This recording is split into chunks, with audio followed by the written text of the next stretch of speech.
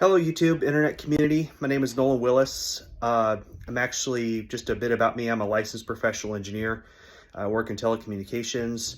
Before that, I used to work in electric utilities, and before that, worked in nuclear power. And I just want to say something about the current price of oil, the current issues associated with energy, the debate about carbon emissions and green energy. And I think there's some things we all need to keep in mind. So right now, what we're being told is that we need to stop producing oil. We need to stop producing natural gas, and especially stop burning it. Leave it in the ground, because if we don't, all that carbon is going to go in the atmosphere and it's going to warm the planet up.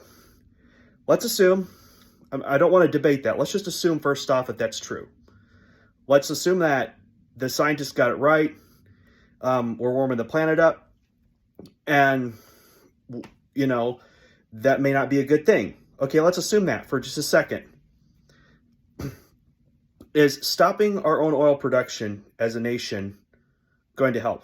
Because the demand for oil, the need for oil and gas and other forms of fossil fuel aren't just suddenly going to go away because the United States stops producing it. Instead, what's going to happen is the prices are going to go up, and you're going to have countries like Russia, Saudi Arabia, Iran, and other countries that are generally not particularly friendly to Western interests and have a history of causing problems, as evident by current events. They're going to start trading amongst themselves, and they're going to sell in the oil market, and the United States and Canada is going to get the short end of the stick. So here's a question that we all need to think about. If oil is going to get burned, if natural gas is going to get burned, if fossil fuels are going to get burned, it's a question of whose fossil fuels are going to get burned. It's not a question if fossil fuels are going to get burned, and only to a limited extent is it a question of how much. Yes, increased prices do affect demand. People tend to buy less of something if it costs more.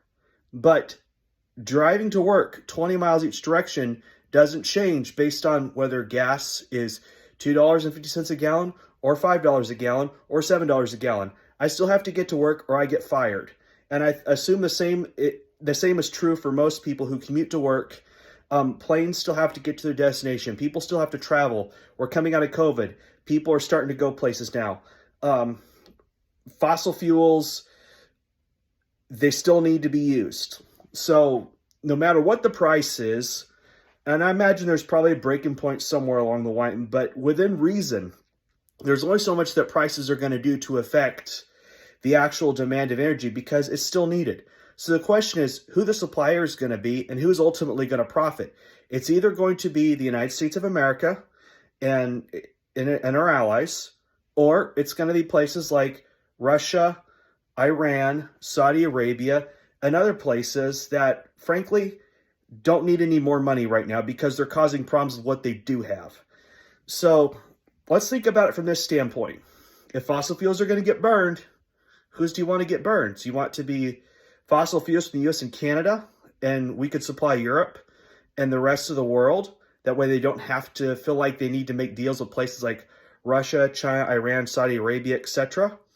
And we can profit from it, and it would help deal with some of our trade deficit issues that we've had. Or we can just continue to shoot ourselves in the foot and shoot our allies in the foot because we don't know what's good for us. Think about it. It's an issue of common sense. Until we actually have a source of energy that is low carbon and can compete with fossil fuels in terms of what it can deliver, fossil fuels are going to continue to get used. That is the reality. No amount of ideology, no amount of wishing the problem away is going to fix that.